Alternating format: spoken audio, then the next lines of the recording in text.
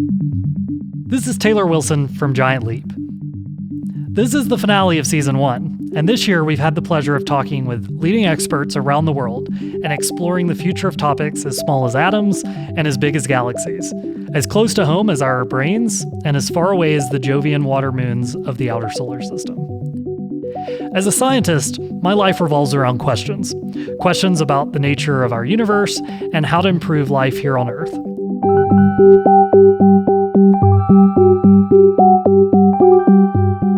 This season, we've been able to ask questions to some incredible scientists, but what we haven't had a chance to do is to take questions from listeners. So for this season finale, we'll be answering some questions from you. On this episode of Giant Leap, we open up the mailbag.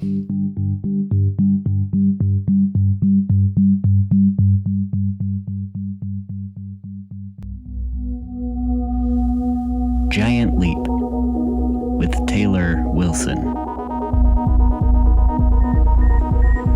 Go, Vital, go, guidance, go, control, go, Telcom, go, GNC, go, Econ, go, Surgeon, go, Capcom, we're go for landing. It's one small step for man. All right, welcome to Giant Leap. I'm your host, Taylor Wilson. And I'm Joey Lovato. And this week, we're going to take some listener questions. Yeah, we've got lots of great questions from our listeners.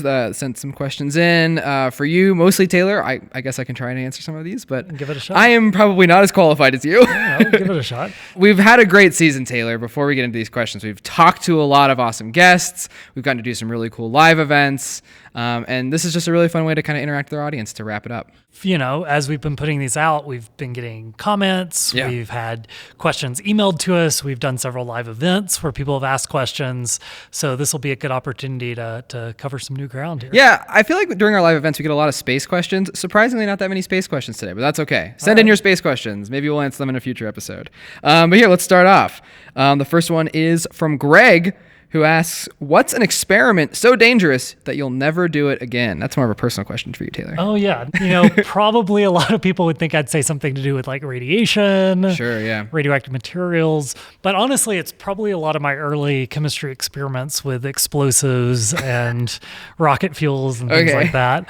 You know, at least I have, developed a lot of good intuition about the dangers of radioactivity and a lot of chemicals. But explosives and energetic compounds are very unpredictable. And as a kid, I had a habit of making a lot of these things, different rocket fuels, compositions of oxidizers and fuels like ammonium perchlorate and aluminum powder, and then explosives, and the thing about explosives is they are very unpredictable. And I feel very lucky that I still have all 10 fingers and haven't burned off, my eyebrows or put out an eye or something.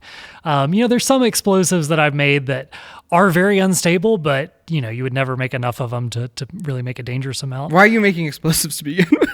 It's interesting chemistry. So okay. I was just going to say a good example of that would be like nitrogen triodide. Don't try this at home, but nitrogen triodide is the world's most sensitive contact explosive. It can be set off by even ionizing radiation, like high LET radiation, like alpha particles can set it off. Just like background radiation. Well, yeah, you put an alpha emitter next to it, it'll set it off, or a peacock feather or anything. Okay. If you make that in very tiny amounts, it's an interesting demonstration of, a sensitive high explosive. But then there are things that you should never make, like the explosive peroxides that are very unstable and have been used in some very bad things. And anyway, I'll digress from giving a chemistry lesson on how to make high explosives. But I would say, the energetic chemistry is some of the things I probably wouldn't try again. Well, to pull the curtain back for the audience a bit, we record this show actually in your lab, and every once in a while I walk in and I'm like, I don't know what that is, and I don't know if I want to be this close to it. But you and me outside of the show have done some photochemistry together. I'm a film photographer, and we were developing film once, and you were like, oh, we could try it with this, and you were like, oh, it's potassium cyanide, and I heard cyanide, and an alarm started going off. Ferrocyanide, yeah. Ferrocyanide, yeah, and I was iron, like, the cyanide's bounded and to the iron. It was like bright pink, and I'm like, this is gonna kill me. And you were like, no, it's fine. No, don't eat it. Yeah, something like that. Yeah, but chemistry's interesting, and generally it's fairly predictable, but not always. And I'm glad you're not blowing us up, Taylor. But do you have like a specific story in mind? Yeah, I mean, I think you do things in your youth that as an adult you're like, oh, I probably shouldn't have done that, and when it's skateboarding and whatever else kids do. How do you do, fellow kids? It's not such a big deal when it's high explosives and rocket fuel. I guess the consequences are a little worse. Like I said, I still have all my fingers, but there are definitely some things I did as a kid. Like, I remember I would make rocket fuel and you'd have to heat it up, get it flowing so you could pour it into a mold to make rocket engines. Because rocket fuel is solid. These were solid rocket fuels, yeah. And so you're heating up. And I just remember, and I couldn't have been more than 7 or 8 years old. Oh, God. What are your parents doing? Well, I don't know that I informed them of everything I was doing at that point. But so I had like in my earliest laboratory, I had a stove, a hot plate, and of course I had destroyed it in an experiment. As all gone 7-year-olds do. Yeah, however old I was, maybe 8 or 9, But anyway, I destroyed an experiment. So I come in and I ask my mom, hey, can I use the stove inside to cook my rocket fuel? And in her, vast and infinite wisdom said no, which was definitely the right thing to say. You can't cook the rocket fuel in the house. But unfortunately, that meant that I then went back out to the lab, found the only source of heat that I could find, which was a propane torch. Oh, and, no, Taylor. You can imagine where this is going. Luckily, I was wearing a face shield, so I protected my I'm face. imagining a 7-year-old. Might have been like 9 years I am old. imagining a 9-year-old with a face shield and a blowtorch in like his parents' garage in Arkansas. Yeah. Just lighting rocket fuel on fire. Yeah, but like I said, luckily I don't have too many scars and I still have my fingers. God, man. Well, I'm glad that you didn't blow yourself up when you were 8 years old. So anyway, that's a message to all the kids out there listening. Listen to your parents and don't, cook rocket fuel with an open flame. Maybe don't make rocket fuel at all. Maybe not. Some rocket fuels are okay. Oh, God. But not all. I don't know how to follow that up except to just ask the next question. Sure. At this point.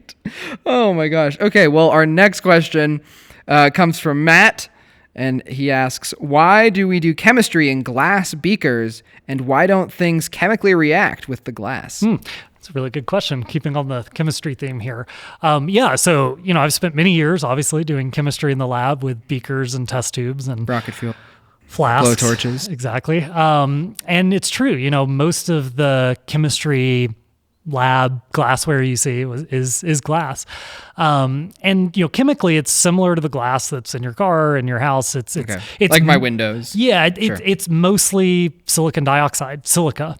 And silicon dioxide is a very resistant material, whether it is crystalline or amorphous in the form of a glass. Okay. That's what a glass means. It just means it's amorphous, and as you may know, glass is not really a solid. It flows. Oh, yeah, like old buildings, like the bottom of windows is thicker than the top of windows. Yeah. Over time. Silicon dioxide is very resistant to the attack of most chemicals. I mean, most of the things we use in the lab, even things like nitric acid don't really touch glass. There are really 3 things that can attack glass, 3 chemicals that we commonly use that will attack glass. A hammer, a bowl. Rock, paper, scissors. Yeah. But so one of those would be hot sodium hydroxide solution, or hot phosphoric acid. Now phosphoric acid and sodium hydroxide at room temperature won't really attack glass, so you can do some chemistry. But if they're hot, they will start to dissolve. They'll just dissolve it. So like if I had a beaker full of it, it would kind of just fall at the bottom. Or it would make it frosted. But then the big one that we think about, a lot of the chemistry I still do, when I do chemistry experiments, involves hydrofluoric acid or hydrogen fluoride in solution. Is that what they, in Breaking Bad, they melted that guy's body? Yeah, so if you want to get rid of a body, you can, you can attack the soft tissue with lye, and you can attack the bones and the dental records with hydrofluoric acid. Okay. Sorry, this is really becoming an how to build a bomb episode. Yeah. Okay, maybe we'll need a disclaimer at the beginning. Yeah. But yeah, so to get back to what hydrofluoric acid does is it's actually a weak acid, but it attacks glass, and it will pull the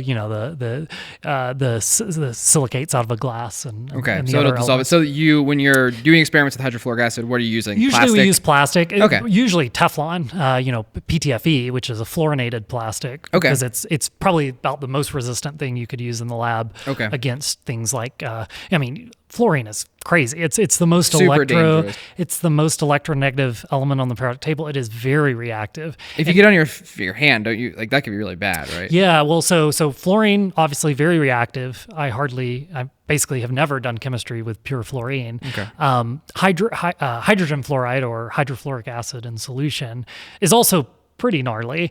And yeah, if you get it on your skin, it will basically dissolve some of the calcium out of your bones into your bloodstream, and that can kill you. And I remember as a kid, probably 10 or 11 years old, doing chemistry experiments with hydrofluoric acid. Well, child of Taylor Wilson is a dangerous kid. There's a photo that I have somewhere of me probably about 13 years old in the driveway with a respirator and, very long gloves and an apron. And, the thing is, so hydrofluoric acid, incredibly dangerous. Also, I probably shouldn't say this to our audience, but I guess it's common knowledge enough on the internet. There is a common household chemical called which is rust stain remover. Okay. That is actually a dilute solution of hydrofluoric acid. No. So, little 13-year-old me just went down to, the hardware store and picked up, a weak solution of hydrofluoric acid and was able to do this chemistry with it. Anyway, that's a long digression to say hydrofluoric acid, very dangerous. Don't play with it, kids. And it attacks almost everything, including glass. So this is, the resiliency of lab glass to the attack of chemicals. Is lab glass different than like the windows in my house? So most of the stuff we use in the lab is what's known as borosilicate glass. The famous brand name of that is Pyrex. Okay. Like I have like a 2-cup Pyrex that I use for baking. Yeah, and at least historically that was borosilicate glass, and borosilicate glass was invented by this name. Is there boron in it as well? There's hey. boron oxide. That's the additive to the glass. And it was invented in the late 1800s by this guy named Otto Schott. Because I always talk about shot glasses. And anyway, that's a really bad joke. But Schott invented borosilicate glass in Germany in the late 1800s. And the advantage of adding that boron to the glass is it improves the thermal expansion properties of the glass. Okay. So as you heat it up, like the glass in my house, if I heaated it up, it would shatter. Cool it down, it might shatter. Exactly. Because it expands and contracts. Exactly. Got it. Okay. And borosilicate glass does, is resilient to that. Okay. So, if you want to put a beaker on a hot plate or something, That's why you can heat up. It doesn't shatter. Yeah. Borosilicate glass in general is just kind of this like wonder material, and it's transparent, so you can make windows out of it. In fact, on the physics side of the work I do, I use fused quartz silica a lot as windows. If you want to bring in quite a wide range of the electromagnetic spectrum, and we're talking even like pretty hard ultraviolet radiation, you can pass that through pure fused quartz. So going away from like window glass or even borosilicate glass that might have 70% silica, now we're talking about pure silicon dioxide. Okay. And if you want to talk about really pure silicon dioxide and talk about being resistant to attack, pure, ultra pure quartz is really the only material that can be used as a crucible for making silicon for semiconductors. Oh, because that's like so pure and ultra clean. pure, because almost anything else, the silicon would leach and attack, and it would contaminate this ultra pure semiconductor material. Whether you're making a solar panel or you're making a computer chip, that silicon that you're growing. And it's very important for those to be pure. Exactly. Makes it more efficient. And it's crazy. There's basically like one place in the world, a place called Spruce Gap in North Carolina. Oh, okay. That has these deposits. Oh, that's the only place? Basically, there's probably other deposits of highly pure quartz, but most of the world's high purity quartz comes out of just a handful of mines in Spruce Gap, North Carolina.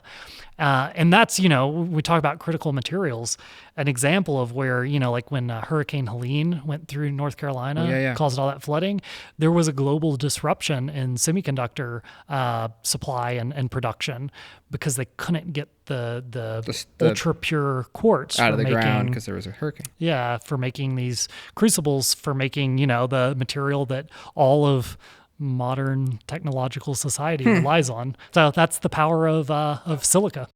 Amy asks, how was gravity previously taught in schools, and how is it taught now, and what are our limits of knowledge on it? Okay, well, that's going from the very small to the very large. Gravity is such an interesting I would say, concept in Okay. physics, fundamental physics, theoretical physics, because it really follows the history of our knowledge of what physics is, going Okay. back to, really the one of the greatest, if not the greatest physicist in history, if you want to think of it that way, and that's Isaac Newton. And so Newton developed the laws of classical mechanics.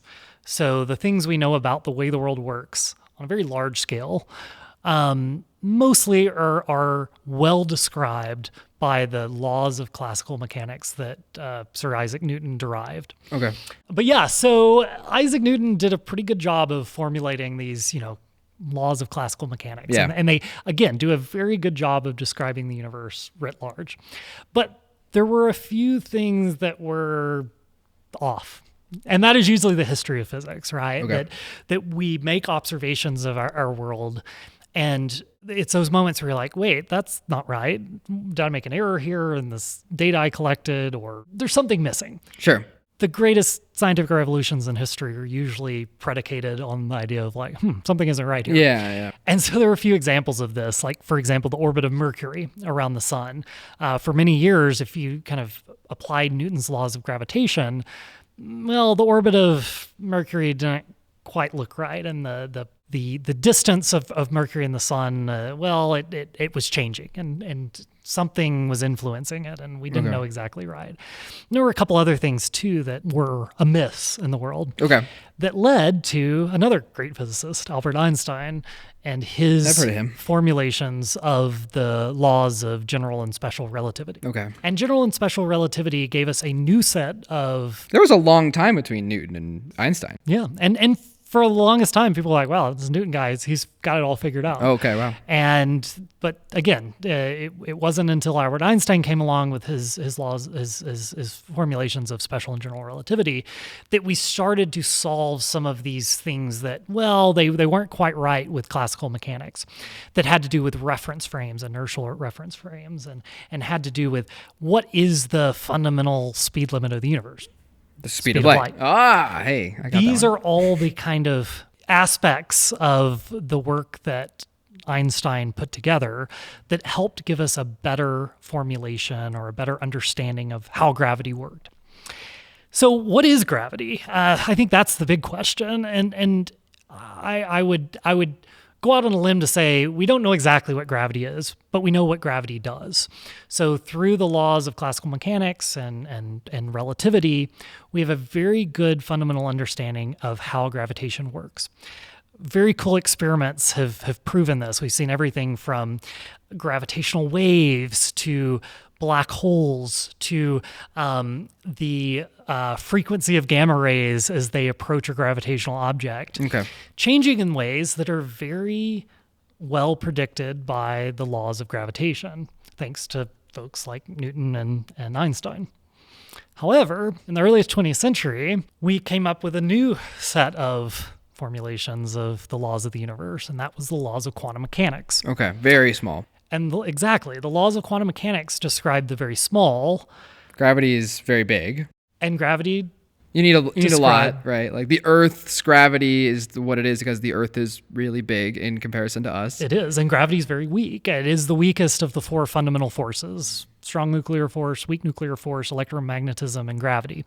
Okay. Electromagnetism and gravity are somewhat similar, not in their scale or their magnitude, but certainly the way the forces work is you get farther away, they get a lot weaker, but they will go on forever, and that allows you to have a planet, out at the orbit of Pluto orbiting the sun, and also keeps us, the blood in our heart, to our feet, to our head, pumping and So it keeps the atmosphere. the atmosphere here and all the biological systems on Earth functioning in healthy ways. So I digress from that, other than to say that we have these four fundamental forces. We have a very good description of gravity. We have a very good description of quantum mechanics, which again describes the behavior and the nature of the universe at the subatomic scale, at the scale of electrons and subatomic particles. What we don't have is a grand universal theory. What we don't have is a formulation of quantum gravity that combines quantum mechanics and general relativity and special relativity. So we're still trying to combine those two schools of thought. Yeah, and that'll be, an instant Nobel Prize for the person that is able to crack that nut. I know what you're doing after this podcast. Well, I unfortunately or fortunately not a theoretical physicist. I'm an experimental physicist, so I have to wait and until the theorists. I have to wait and lie in wait until a theorist gives us something we can predict. And people ask me all the time, well, do you have a theory of quantum gravity, or what theory of quantum gravity, do you think is, or grand unified theory, do you think is correct? And all I can say is I don't know. I just look for theories with testable predictions. Theoretical physics, in my view, is important, but it's only as important as it gives testable predictions that experimental physicists can then take and either in a collider or with a satellite or an observatory try to develop data on. But what do we know? Well, Einstein and Newton have pretty well described the universe on a very large scale, and Schrödinger and Heisenberg and the rest of the quantum physicists of the early 20th century have done a great job of describing the universe on a very fundamental scale. We need a unification of that. Yeah. We don't have that yet. I don't really see anything in the at least immediate future that will unify those, but maybe we'll see something soon.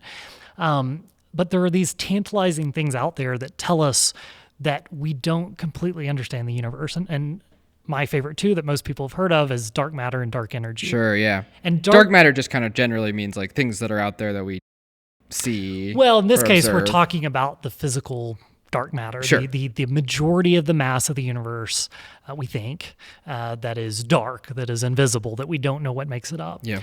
Could be that dark matter is something very large, these massive, gas clouds. Yeah, halo objects, that are not things we can really see with telescopes. And it could be there's something very small, these so-called WIMPs, weakly interacting massive particles. We don't know, but all we know is that by using Newton and Einstein's laws of gravitation, there should be more matter out there. There should be something that has gravity, that has a gravitational pull. We don't know. That's the brilliant thing about dark matter and dark energy. The other thing, which is accelerating the expansion of the universe. There's this propulsive force out there that dwarfs everything in the mass energy balance of the universe. That's what we call dark energy, even though we don't really know what it is, or even with a great deal of certainty how much of it there is. But the idea of dark matter and dark energy, observed through things like gravitational lensing and fundamental problems in physics, like the fact that the outer parts of galaxies rotate quicker than they should based on the laws of gravitation. That's telling us something. That's telling us maybe there is a force or particle out there that we haven't found yet, or maybe it says something in the fundamental math, the formal definition of the laws of gravity or quantum gravity or grand unified theory that we haven't discovered yet is missing. Okay. And so I would just say, watch the space, stay tuned, because gravity is a fascinating force, one that we have a very intuitive understanding of, but not a very good formal understanding of. This is Giant Leap. I'm Taylor Wilson. More listener questions after the break. You're listening to Giant Leap. On this episode, listener questions. The next question comes from Larissa, who asks, how does stain remover work? This is very relevant to me. Actually, yesterday, I have a brand new white t-shirt, Taylor. Okay. You know what I did? It was just Thanksgiving, and I got, of all things, a drop of cranberry sauce on it. So that's why you put I was wondering why this question made it into our this final question. So I need to know how selection. It's going to work. It's interesting, right? So it is interesting chemistry. There are a few ways that stain removers work. So one mechanism of action, if you will, is the use of detergents. And that's just something I think everyone should understand. It just breaks down the binding cell walls of things and then they fall away. Well, or not cell. So if you think of it chemically, what is a detergent? So it's a molecule, right? Okay. And there's something unique about a detergent molecule, and that's that if you think of it as having two ends, a head and a tail, the head is hydrophobic and the tail is hydrophilic. One likes water, one doesn't. Exactly. One side of the molecule likes water, one side doesn't like water. Yeah. What is typically a lot of stains? Well, a lot of them are grease stains, right? Sure. Grease being an oil, being a non-polar molecule, an oil. Yeah. Oils are very hard to like wash off your hands. And they're hydrophobic. So Yeah. you can't very easily wash something with water that is oily. It's the old oil and vinegar. I used to play in like the forest in Northern California, and I would get poison oak every once in a while. And they were like, you really need to scrub it because what it is, it's the oils. Yes. And like you just got to. Can't just wash that off. No, you can't just wash it off. You have to scrub, and you really scrub to get it off. And it helped quite a bit. Okay. So go back to this detergent molecule. You got a head that's hydrophobic, tail that's hydrophilic. One end can attach to the say the grease or the oil, and the other end can attach to water, and that helps you take the bad stuff that is the stain, the molecule that is the grease or whatever, and then with the other end of the molecule attached to water and wash it away. Oh, okay. So that's the mechanism. It's pretty simple to understand. It's pulling it away. It's like a glue. Yeah, or you think of it like a magnet, right? So, so the magnet like locks on with the grease, and the magnet on the other end locks on the water, and it kind of washes away. So it just goes away. So people think that soap is like killing germs. Really, it's just grabbing them and pulling them off. It also of can you. kill germs because if you think of it, right? Like what is a bacterial cell, or in some cases a envelope virus? It is this series of molecules that form a distinct structure, a structure of a cell, or in the case of a virus, not a cell. And in a lot of cases, these detergents can disrupt that. They can break down cell membranes and do things Falls like that. apart. Yeah. So that's one mechanism of action would be a detergent. Another would be bleaching, right? So you use bleach to get rid of a stain. That's what I'm going to have to do with my white t-shirt, I think. The mechanism of bleaching, or probably more formally oxidation, is, well, exactly as I say, we oxidize away a stain. So maybe that's, I don't know, grass, blood, whatever, that has some pigmentation. Well, in a lot of cases, when you oxidize something, you break it down. If it's a complicated molecule, if you oxidize it, you kind of remove the color. And so whether that's hydrogen peroxide, whether that's sodium hypochlorite, which is more traditional kind of bleach, these are ways to kind of destroy the structure of the thing there, oxidize it, and bleach it. Takes color away. Yeah, and so you can, like I said, use a chlorine bleach or hydrogen peroxide if you want to stay away from chlorine, and that's another mechanism by which you can bleach away a stain. The last one I'll talk about briefly is enzymatic cleaners, and you can probably see that a lot in like your natural section of the cleaning aisle. Sure. Things that are a little bit less harsh. No chlorine bleach, no Pine synthetic Sol, detergent. I think of Pine Sol as natural. Yeah, it's got a natural scent to it. But anyway, I digress. So the enzymatic cleaners are interesting because they take stains. So again, maybe it's a grass stain, maybe it's a blood stain, or whatever it is. I don't know what you got on your shirt. I actually don't want to know. It's cranberry sauce. So the cranberry sauce, you might use an enzymatic cleaner on that. And enzymatic cleaners work just like enzymes work in the body to accelerate the rate of a reaction, to catalyze a chemical reaction. And in a lot of cases in the body, what those enzymes do is they break down molecules. So they take a molecule that you don't want anymore and they break it down. And in the case of an enzymatic cleaner, instead of something in your body that you want to accelerate the degradation of, you're doing that on your stain. Got it. That's just that's why enzymes in your stomach are good for like breaking down food and stuff. Exactly. Exactly. In your mouth. Yeah. But yeah, I mean that's kind of the I don't know, not everything that happens in a stain remover, but those are some of the big ones I know about and some of the chemistry of them. So Taylor, the next question on our list of questions comes from Sage, and they ask, "What is your biggest environmental concern? And what is one thing I can do that will have the biggest impact on reducing my carbon footprint?" Oh man, that's a huge question. Big right? questions. I mean, today on Giant Leap, and it is something I think a lot about. I do think a lot of us think a lot about this. Well, yeah, I do feel like in a lot of my applied work, the more engineering work I do, one of the biggest drivers, one of the biggest things that drives me, along with just improving the human condition in general, is how do we make humanity more sustainable? And I don't mean that in like a kind of buzzword sustainability way. I mean that like in a true, like, if humans are going to be around 100 years from now, what are the practices that make us unsustainable? Pulling fuels and materials out of the earth in ways that they won't be there in 100 years, in ways that make the atmosphere worse for all life on the planet, that, do things that for generations will have impact on, our kids and their kids. So, in this kind of broad milieu of sustainability, I think there's lots of things we have to talk about. One of the big things that keeps me up at night and keeps up a lot of people are so-called forever chemicals. Oh yeah, the idea PFAS and the idea that we create compounds, and a lot of them typically are what we call halogenated. So if you think of the periodic table, there's the halogens. So we're talking fluorine, chlorine, bromine, iodine. We just learned that fluorine very bad. Yes, very bad. And well, it depends on what you're doing with it, but yes, and generally very reactive. They're very electronegative, so they are stealing and robbing any place they can find. And we hate the halogens, well, the thieves of the periodic table. Well, they also have some benefits, but good for your teeth. From That's a fluoride. standpoint of an organic molecule, don't care what that organic molecule is. Maybe it's a plastic. If you halogenate it, and a lot of these are typically chlorinated or fluorinated, you make it much tougher. And there's a reason that Teflon is, on nonstick pans. And, Okay. It's a very tough thing. It's the reason I have beakers in the lab that are made out of Teflon.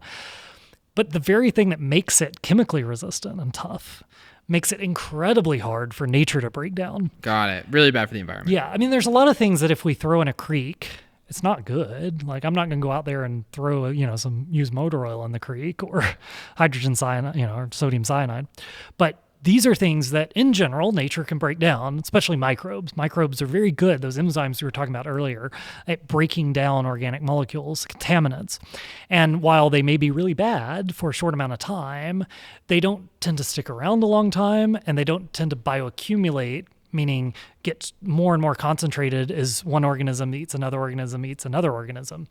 So it's these typically halogenated, but certainly a class of compound we call forever chemicals that I think we really need to, take stock as a society and think about, I know we used to use a lot of them in firefighting. Right? Firefighting foam. That foam ends up getting retardant. leached into the ground, which Yeah. can get into the groundwater. Very scary stuff. And in a lot of And they're cases, carcinogenic, right?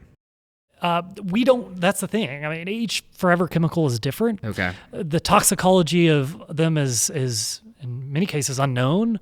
In some cases we have early evidence of, potentially, endocrine disrupting or reproductive toxicity or even carcinogenicity.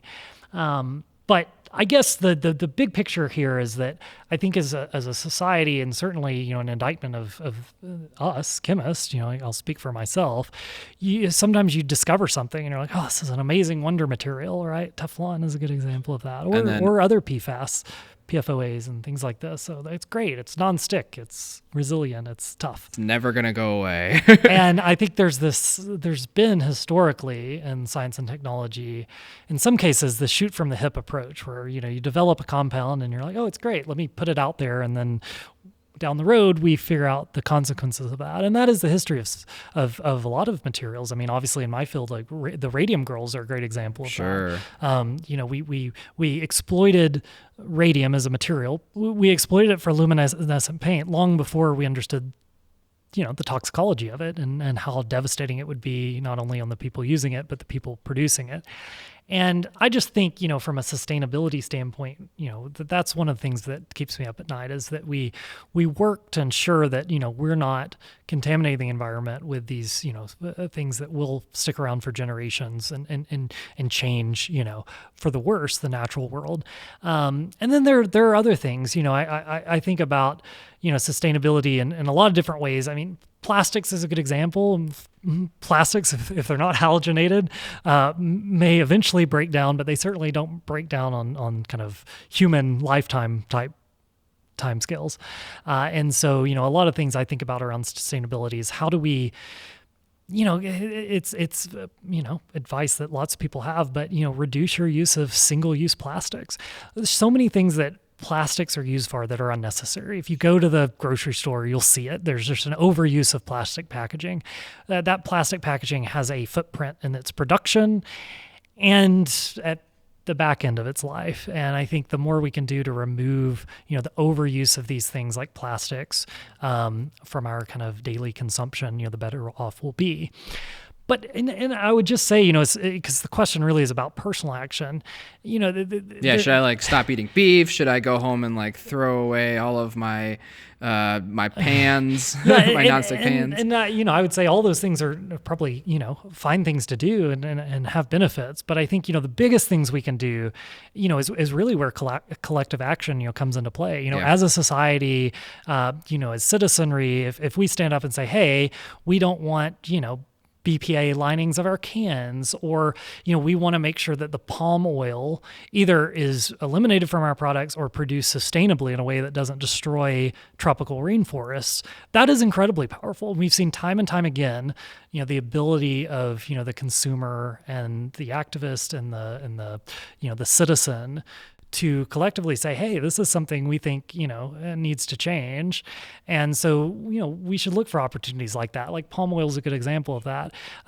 Maybe some of these things involve elimination, and some of them just, look to the tools of a modern society to do them in a more sustainable way. You're saying call your congressman. Oh, well, yeah, or with your pocketbook, So yeah, there's lots of things, and I'm hoping in season 2 we'll cover some of these topics, some of these environmental hazards like we did with lead and season 1. But I am optimistic about a lot of environmental problems. I guess I'm pessimistic in some ways, and I think, as with anything, we talked about this in the evolution episode, but the future is not a linear path. It's not a straight line. There will be fits and starts, and we'll go backwards and we'll make mistakes. But I think, if we collectively as a society decide that things like health and sustainability are something that we want for generations ahead of us, there are decisions we make today that can set us up for success. And we just have to be kind of brave enough to ask for that. So this question from Anonymous. If you could redesign the entire world's energy grid from scratch today with all of the contemporary technology, what would you do? Okay, that's a great question. Yeah. It's right up my alley. Really big wires. So stay tuned. I think season 2 of this show will try to... I thought you were about to say stay tuned as in like Taylor's going to actually do this, everybody. Right now. I'm starting now. No, I'm working on it, but... Lots of very smart people are working on it. I think stay tuned for season 2. I think we'll try to focus a lot on energy because that's something that's very near and dear to my heart also. I'll give the kind of high level points, preview what we might talk about in season 2. And that has to do with, these fundamental changes that are happening in the ways we produce and consume energy. We're driving rapidly towards electrification. That is not being slowed down in any way by any policy that is happening. It is happening at a very strong clip for basic economic reasons and utility reasons. In a lot of cases, using the flow of electrons in electric fields is a better way to do it than consuming fossil fuels. Not for everything today, but for, I would say... a lot of stuff. I would say safely the vast majority of things. Electricity is a better way to do it. And whether that's, electrifying passenger fleets and commercial vehicles, or it's electrifying industrial processes, we see, the demand for batteries and electrification accelerating. From the production side of things, I think there's fascinating things that are happening. And you think of these as 2 buckets. We have the dispatchable and baseload generating sources, and we have the intermittent generation sources. And intermittent being like wind power, solar power, because the sun goes down. Exactly. It's not always windy. So the dispatchable, the baseload, historically were fossil, but also nuclear, maybe some geothermal and hydro. And then the intermittent sources are, solar panels, wind turbines, things like that. And I think you see this debate rage online and so much misinformation out there that, pit these things against each other and say, well, intermittent is bad or distributed is good or bad or whatever. But I think there is an opportunity that stands before us to make a energy system, and certainly an electrical grid, that is, so much better than what we've had in the past by combining these sources of energy. Do you see an energy grid that utilizes like large batteries as something? Yes, that we absolutely. Okay. So what does that look like? Okay, so I'm saying like we have this opportunity here to make energy that is much cleaner, that is much more reliable, and lower cost. And how do you do that? Well, it's by combining these baseload dispatchable energy sources with these intermittent renewable resources. And at the same time that we can eliminate these dangerous, environmentally degrading sources of energy like fossil fuels, we can do all these other amazing things like lower cost of energy and make energy production more reliable, again, by combining technologies. So on the baseload or dispatchable generation side of things, there are technologies, like I said, like nuclear and geothermal, nuclear fission, advanced fission technologies that I work on, fusion technologies that will come, at some point that I also work on. That'll be a future episode. Those are kind of your on-demand, turn on the switch that comes up and either provides that base load or what we call dispatchable or on-demand energy. So that provides some of the energy, maybe the minority, but a large amount of energy. And then the majority of the energy is produced maybe by these, at least in some places, these intermittent sources of energy like solar and wind. Here in Nevada, we have a lot of sun, so exactly. Solar. And it's very low cost. At least, when the sun is shining, solar panels produce electricity at an incredibly low cost. So you have to balance that with the need to store it, potentially with large batteries or other sources of energy storage, maybe the production of hydrogen in some cases. You have to balance that cost because that will add to the cost. But at the end of the day, if you do this balancing and you use technology like a networked grid with edge devices that are constantly communicating when they need power, when they can accept power, when they can store power, when there might be a fault, what you're starting to see is this picture emerge of an energy grid that, again, is very clean, that is very safe, that is very reliable, and I think going forward will be significantly cheaper. And that's what we need because energy drives economies. It's almost unbelievable that the currency of modern life really is energy. Anything you want to do, if you want to desalinate water and have fresh water, do agriculture, produce medicines, grow your economy. Yeah. Look at my phone for 12 hours. Explore space. Or I think every Sunday my phone says, you've been staring at your phone for an average of 6 hours a day. Right. All that takes energy. Yeah. And I am incredibly optimistic and bullish about the future of energy. And it's a topic I think we'll get to explore more on the show. Cool. This is Giant Leap. I'm Taylor Wilson. More listener questions when we return. On this season 1 finale of Giant Leap, we're opening our mailbag. Let's get back into it. So the next question, which is somewhat related to energy, is why don't we just launch nuclear waste into the sun? I weirdly hear that a lot. Why aren't we bombing the sun, Taylor? Yeah, people are, I don't know why they want to send bad things into space all the time, but it's a question I hear a lot, and we'll definitely cover this on a future Giant Leap special or episode about what we actually do with nuclear waste, because it's an important topic. But I will say we will probably not be sending it into space. There are things we can do to safely isolate it here on Earth and forego the risk of that rocket exploding as it's going into outer space. That's a very big risk. Sure, and like I said, there's no real advantages to getting it, really certainly in low Earth orbit, but even outside of Earth's orbit, that I think we can't mitigate here on Earth, and avoid launching very large amounts of hazardous actinides and fission products into our atmosphere. So another question related to nuclear energy or nuclear reactors is from Tony, who asks, given your early interest in nuclear reactions, is there a theory that predicts which isotopes of an element will be stable from nuclear decomposition? Protons and electrons are easy, but neutrons, ? Why do atoms need them to be stable anyway? Okay, now you're speaking Getting my language, real Joey. specific, huh? Okay, thanks, Tony, for a question that's right up my alley. Yeah.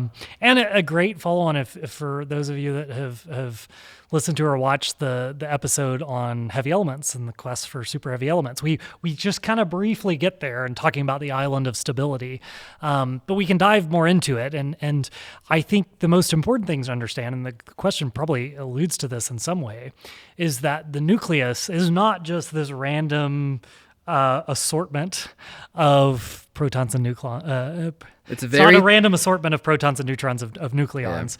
Yeah. It does have structure.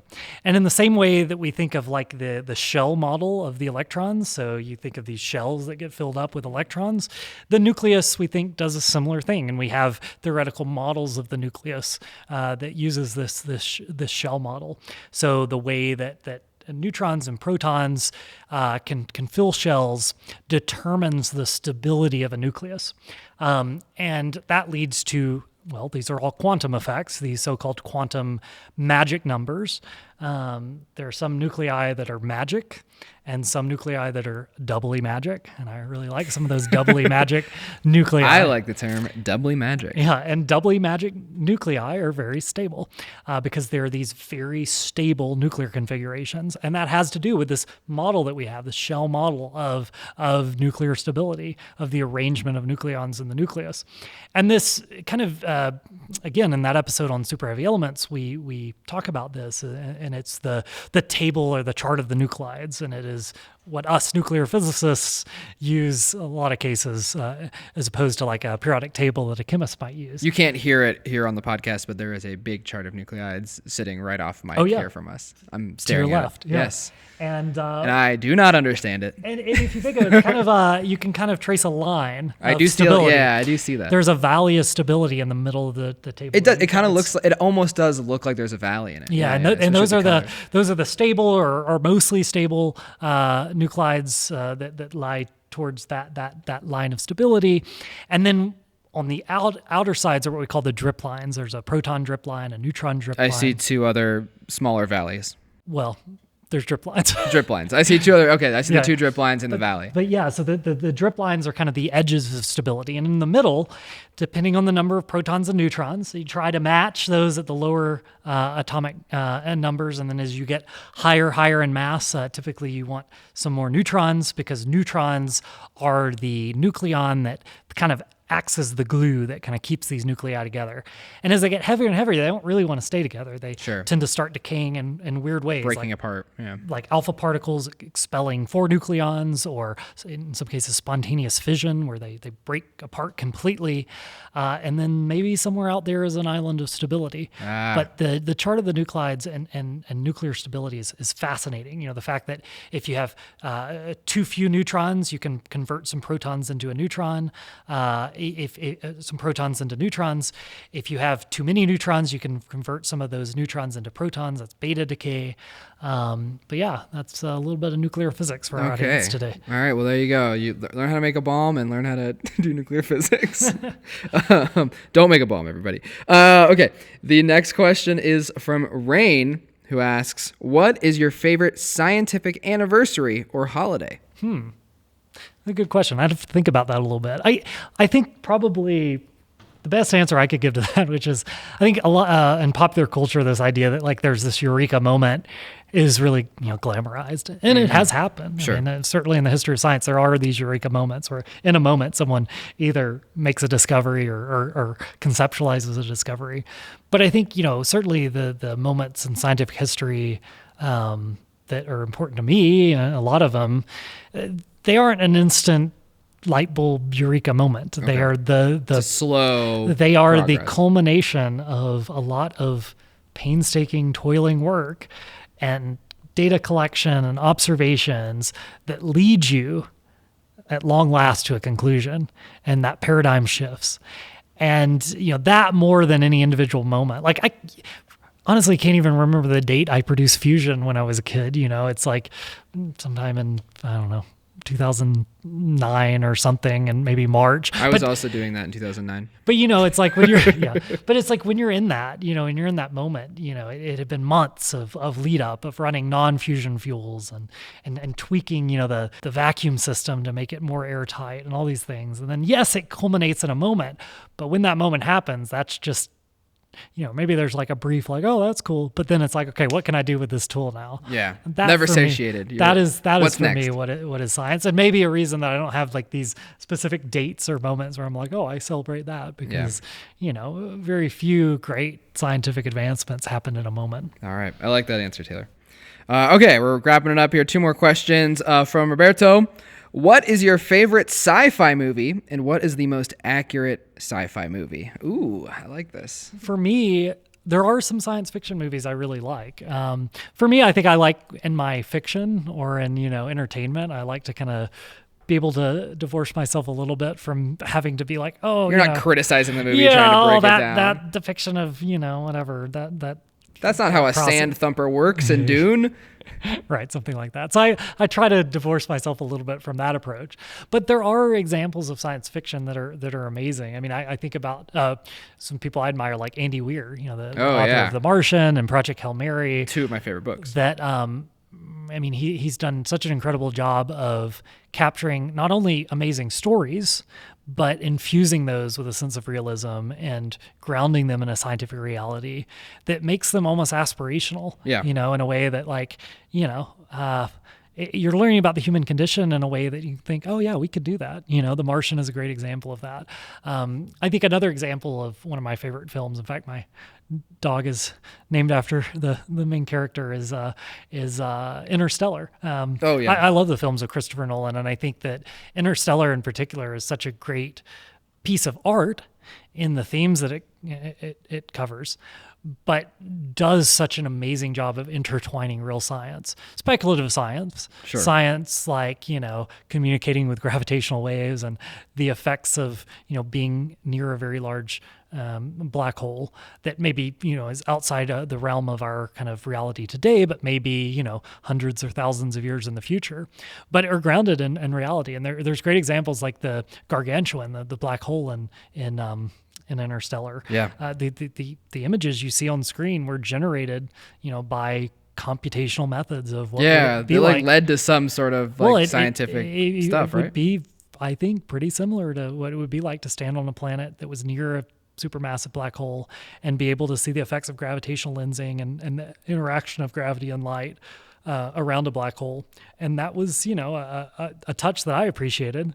So yeah, science fiction is amazing. And I think,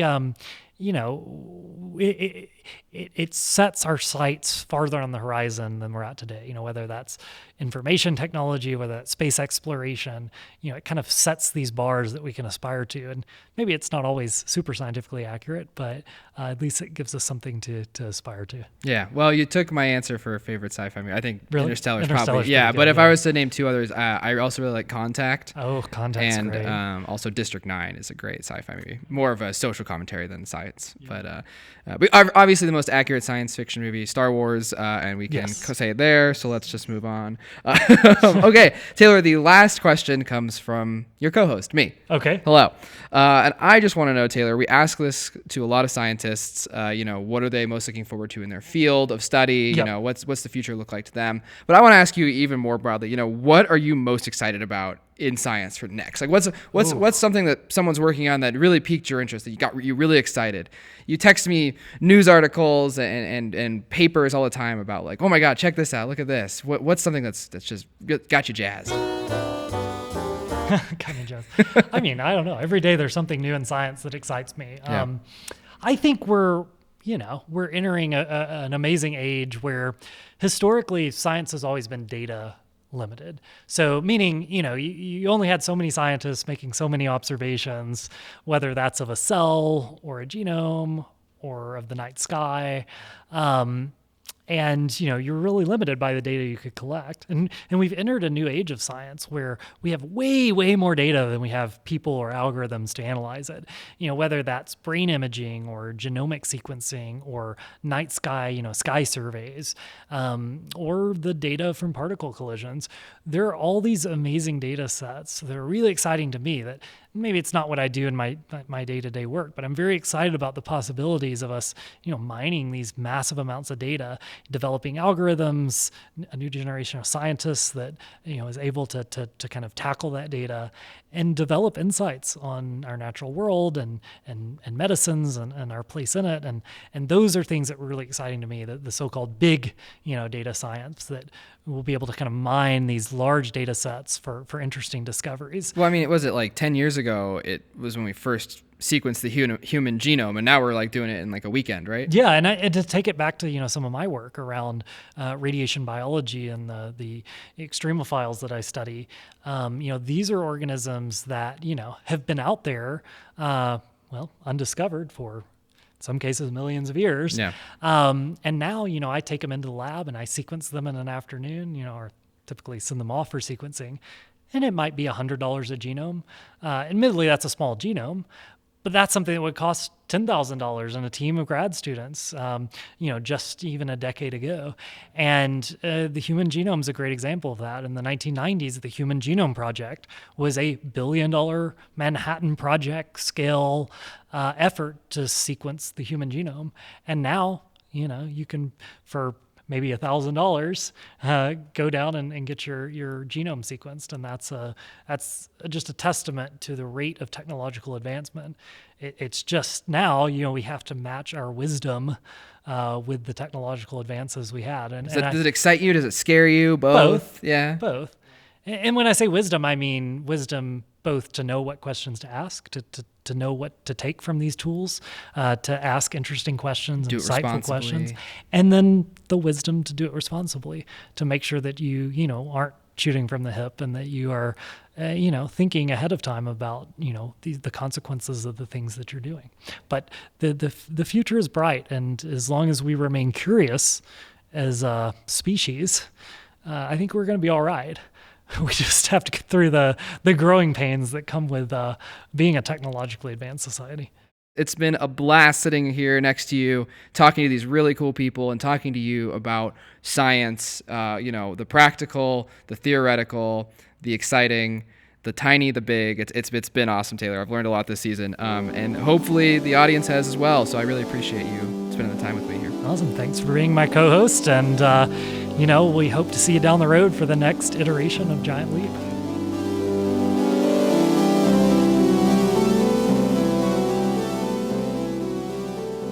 Giant Leap is produced by Taylor Wilson, Joey Lovato, and me, Phil Corbett.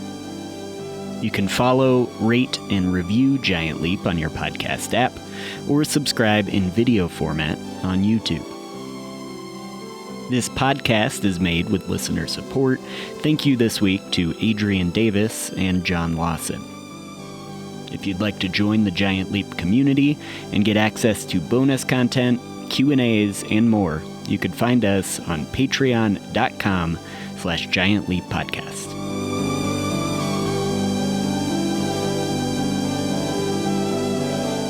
Giant Leap logo by Mike Corbett. The music in this episode written and recorded by me.